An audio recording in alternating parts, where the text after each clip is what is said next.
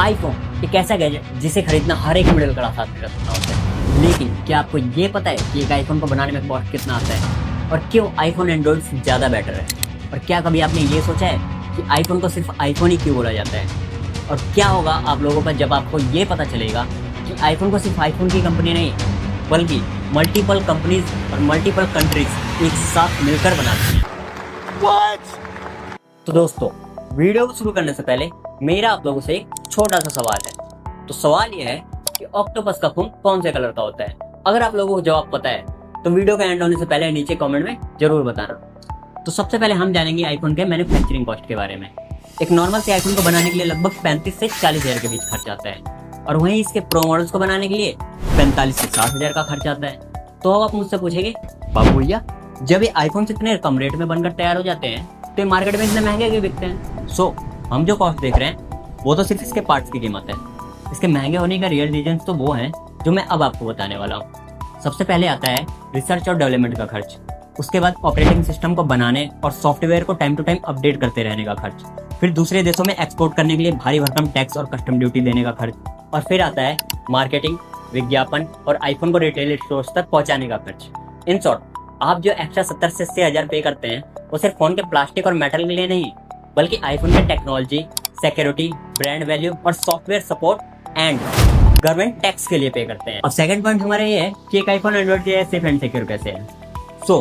IPhone को Android से ज्यादा सेफ एंड सिक्योर मानने के पीछे एप्पल का एक बहुत ही टाइट सेफ्टी सिस्टम है।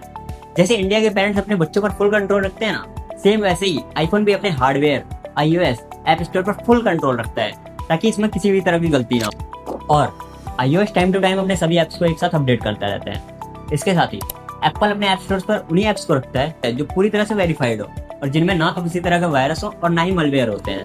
वहीं इसके अपोजिट साइड देखें तो एंड्रॉइड में ऐसा कुछ नहीं होता है, ना तो इसमें किसी तरह का सेफ्टी सिस्टम होता है और ना ही इसके सारे सॉफ्टवेयर एक साथ अपडेट होते हैं। और तो और इसके प्ले स्टोर और क्रोम से हम कहीं से भी कुछ भी डाउनलोड कर सकते हैं। भाई एंड्रॉइड तो सीधा बोलता है मैं तो सिग्मा फोन हूँ। तो अब हमारा थर्ड क्वेश्चन ये है कि आईफोन को आईफोन या एप्पल फोन क्यों बोला जाता है? इसका जवाब ये है कि एप्पल कंपनी पहले से ही अपने आई सीरीज के प्रोडक्ट्स लॉन्च कर रहा था, जैसे iMac, iPod एंड iBook। और इसीलिए जब एप्पल ने अपना फर्स्ट स्मार्टफोन लॉन्च किया तो उसका नाम रख दिया आईफोन। अब बहुत से लोग सोचते होंगे फिर आई का मतलब क्या हुआ?